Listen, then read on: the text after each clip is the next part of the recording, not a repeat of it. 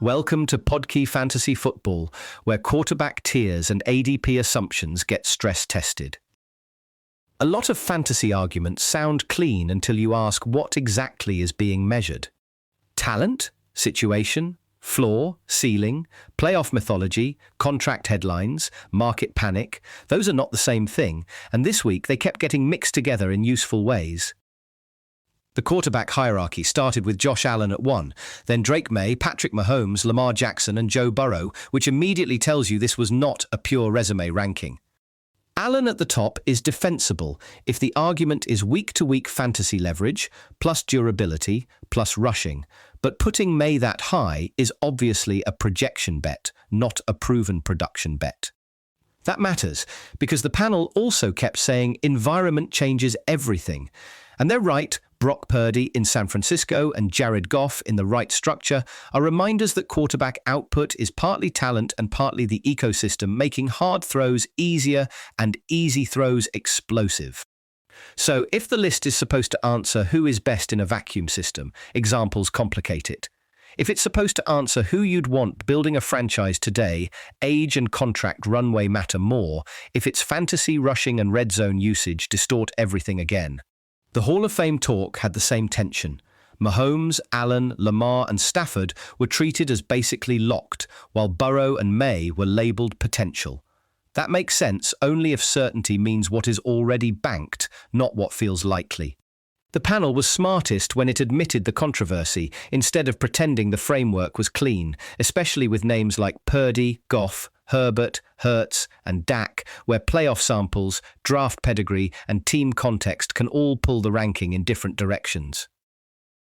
The sharpest criticism was that Mahomes' deep ball production has slipped since Tyreek Hill left, with one host calling the accuracy downright ugly at times.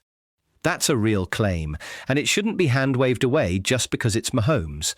Losing vertical efficiency does matter because explosive plays are the easiest way to separate from other elite quarterbacks. But the pushback also held up. A decline in one trait doesn't automatically move him out of the top tier when the total package still includes processing, late-down creation, pressure management, and postseason performance that very few quarterbacks can match. The better supported position here is narrower than either extreme.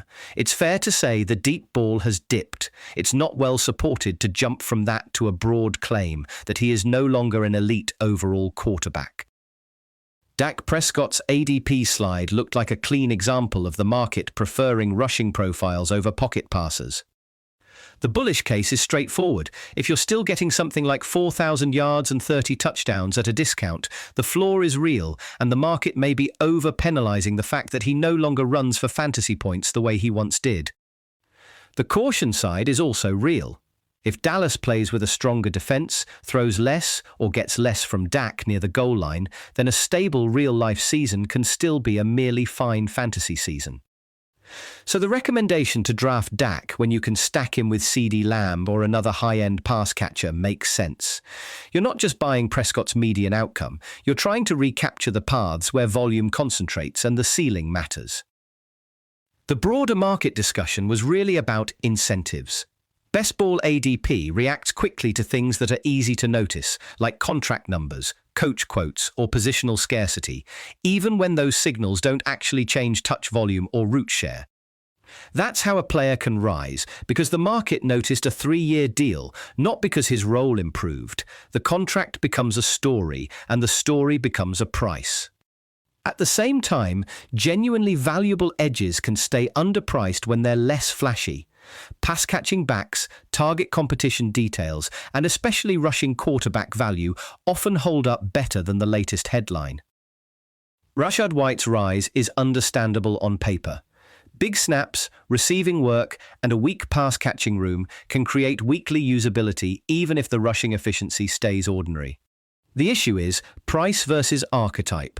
A high-floor back with modest per-carry juice can help best ball lineups, but if he costs access to more explosive wide receiver bets, the opportunity cost becomes the whole conversation. Jaylen Warren and Rico Dowdle were the more interesting inefficiency cases. Warren especially has capped raw volume, but target environment can substitute for carries in fantasy. And the note about heavy running back target usage matters if that offense leans into checkdowns.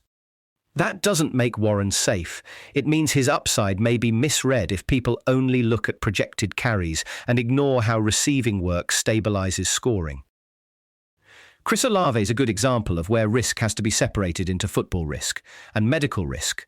The pulmonary blood clot is serious enough that the ADP dip makes emotional sense, but the host's argument was that the long-term fantasy effect is probably being overstated if he's expected off blood thinners by late June.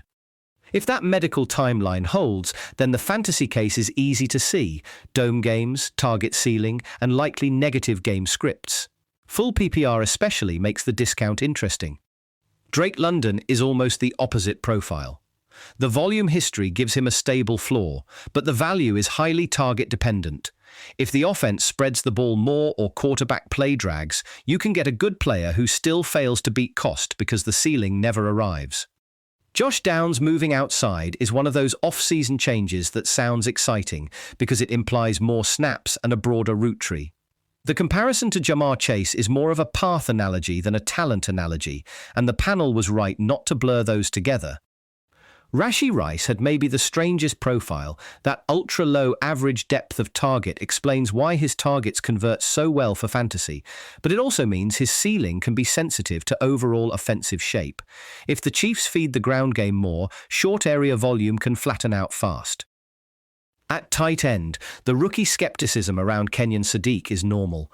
Elite testing matters, but rookie tight ends often need time, and betting on traits before snaps is usually a format-specific play, not a redraft priority.